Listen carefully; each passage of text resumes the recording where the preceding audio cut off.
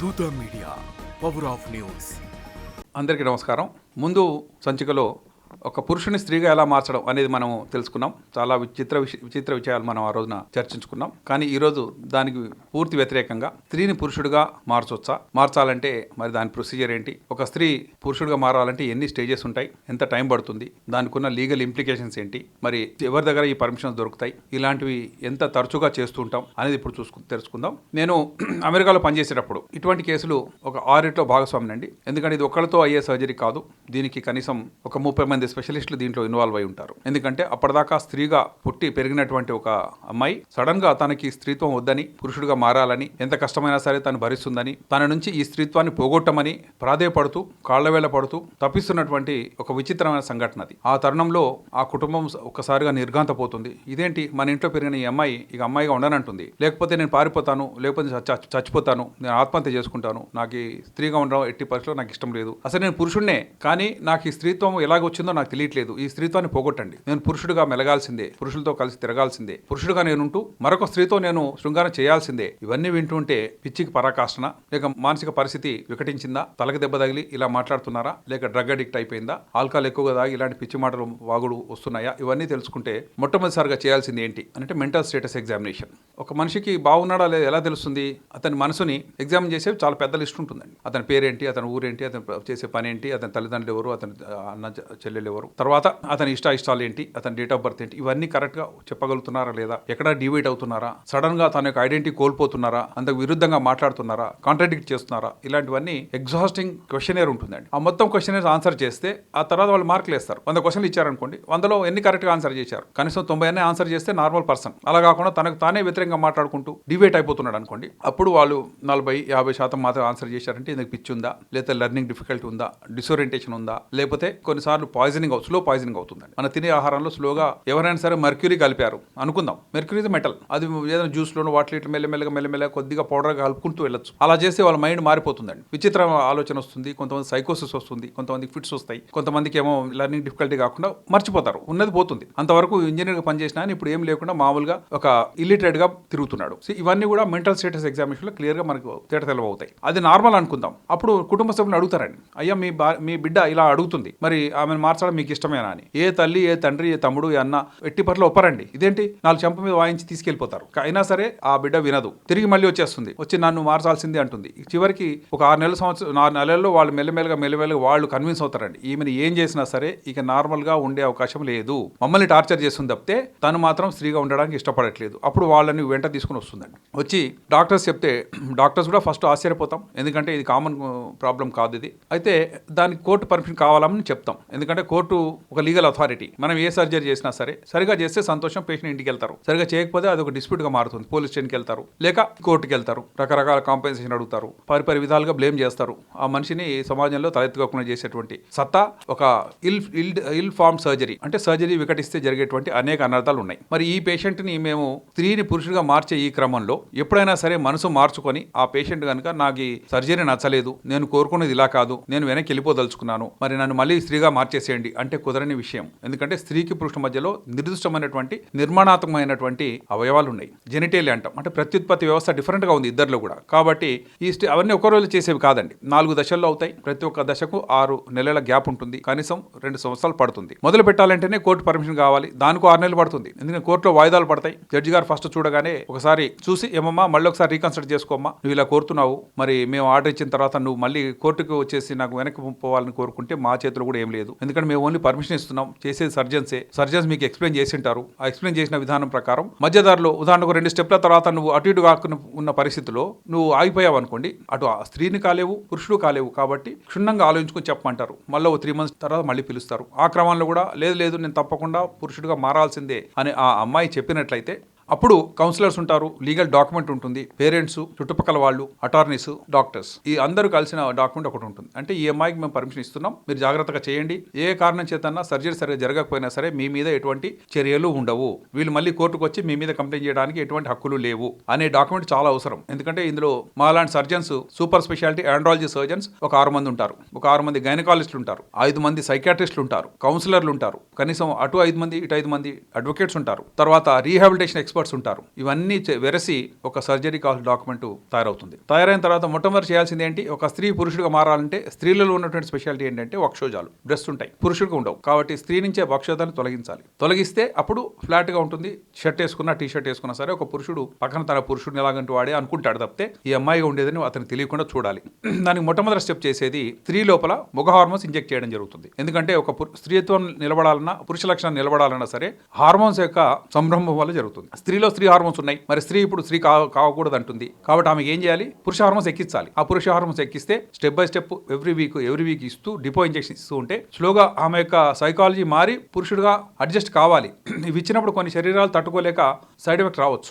కాబట్టి దాన్ని కూడా ఫీల్ అవుతుంది, దాన్ని మానిటర్ చేసుకుంటూ హార్మోన్స్ ఇస్తూ కొన్ని నెలల కల్లా ఈమె సైకాలజీ ఇప్పుడు స్త్రీ కాదిక పురుషుడు లాంటి సైకాలజీ వచ్చింది, ఆమెకు స్త్రీల పట్ల ఆకర్షణ వచ్చింది, ఇప్పుడు మార్చడానికి సర్జరీ చేయొచ్చు అన్నది ఫస్ట్ స్టెప్. బ్రెస్ట్ తొలగిస్తాం. ఈ హార్మోన్స్ ఇచ్చినందువల్ల స్త్రీలలో మొగ హార్మోన్స్ ఎక్కించాం అనుకోండి, బ్రెస్ట్ అట్రోఫీ అయిపోతాయి, అంటే చిన్నవి అయిపోతాయి. సో స్టార్టింగ్ ఉన్న సైజ్ కు ఆల్మోస్ట్ 50% కావచ్చు, 30% కూడా కావచ్చు. వాటిని తొలగించడం అని ఒక సర్జరీ. బ్రెస్ట్ కింది భాగంలో ఒక ఫోల్డ్ ఉంటుంది, కింది భాగం ఆ ఫోల్డ్ లో మెల్లగా చిన్న ఇన్సిషన్ ఇచ్చి ఫ్యాట్ అంతా లాగేస్తాం, ఫ్లాట్ గా చేసేస్తాం. అంతేకాకుండా ఈ అమ్మాయికి మనం మొగ హార్మోన్స్ ఇచ్చాం కాబట్టి ఆమెకు చెస్ట్ హెయిర్ వస్తుంది, బ్రెస్ట్ లేవు కాబట్టి పురుషుడు అంటే లుక్ వచ్చేస్తుంది.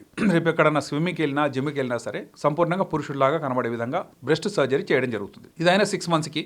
నెక్స్ట్ స్టెప్ ఏంటి, స్త్రీలకు జననాంగ వ్యవస్థలో ఏముంటుంది, వాళ్ళకు వెజైనా పోర్షన్ ఉంటుంది, కానీ పురుషుల లోపల పీనల్ ఆర్గాన్ ఉంది. సో స్త్రీకి తన యొక్క రంధ్రం ఏదైతే ఉందో కింది భాగంలో అది క్లోజ్ చేసేయాలి. క్లోజ్ చేసి పురుషులలాగా ఒక పీనల్ ఆర్గాన్ని తయారు చేయగలగాలి. ఇది చాలా కష్టమైన పని. ఎందుకంటే పీనల్ ఆర్గాన్ ఎవరైనా డొనేషన్ ఇవ్వమంటే ఇస్తారా? ఏ పురుషుడైనా సరే పలానా అడుగుతుందండి, మీ ఇంటి వ్యక్తే, మీకు చుట్టూ నీ కజిన్ అవుతుంది, లేదా దూరపు చుట్టం అవుతుంది, ఈమెకు నువ్వు పీనల్ ఆర్గాన్ ఇచ్చేవా అంటే ఇస్తాడా?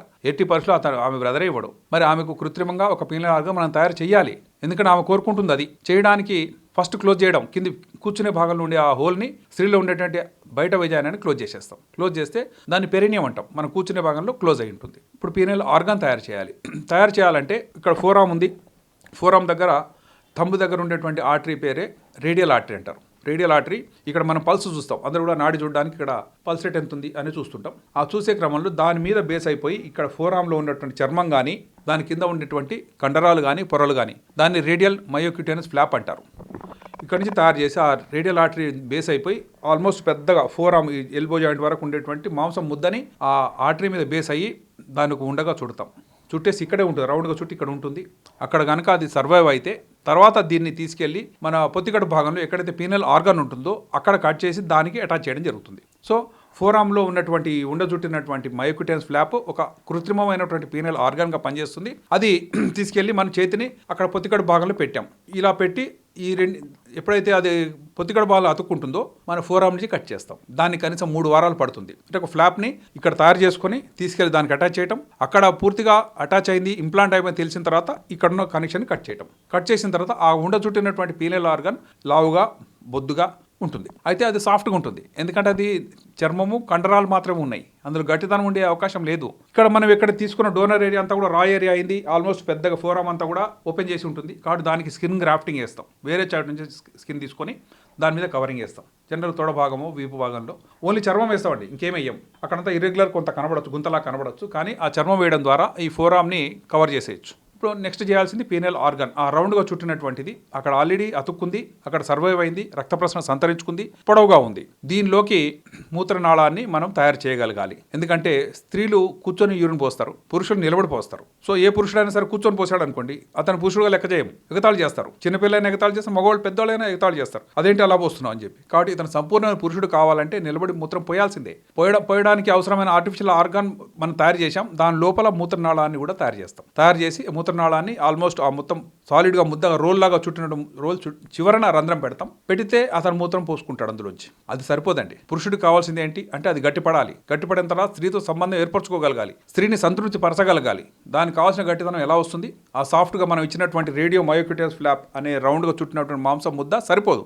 దాని లోపల ఆర్టిఫిషియల్ పీనల్ ఇంప్లాంట్ పెడతాం. అంటే చిన్న చిన్న రాడ్స్ ఉంటాయి, ఇలా ఉంటాయి ఆ రాడ్స్. ఇది ఎలా కావాలంటే అట్లా బెండ్ అవుతుందండి.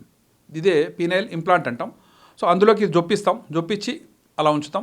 ఇట్లా అంటే బెండ్ అయి ఉంటుంది, వదిలేసేస్తే స్ట్రైట్ అయి ఉంటుంది. సో ఇది కృత్రిమంగా గట్టితనం ఇవ్వడానికి సెంటర్లోంచి దీనికి ఇలా ఇంప్లాంట్ పెట్టి ఉంచుతాం.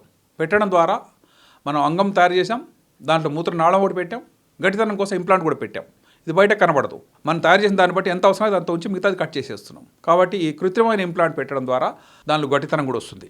తర్వాత స్టెప్ ఏంటి? 4వ స్టెప్, పురుషులకు వృషణాలు ఉంటాయి, టెస్టిస్ ఉంటాయి, 2 గోళీలు ఉంటాయి. అవి లేకుంటే ఏ స్త్రీ కూడా అతనితో పడుకోదు, అతనితో రాదు. ఎందుకంటే శృంగార ప్రక్రియలో పాల్గొనేటప్పుడు కంపల్సరీగా వాళ్ళకు కొంత మినిమం నాలెడ్జ్ ఉంటుంది. కాబట్టి టెస్టిస్ దగ్గర ఉండేటువంటి ఆ 2 అతనికి ఉండవు.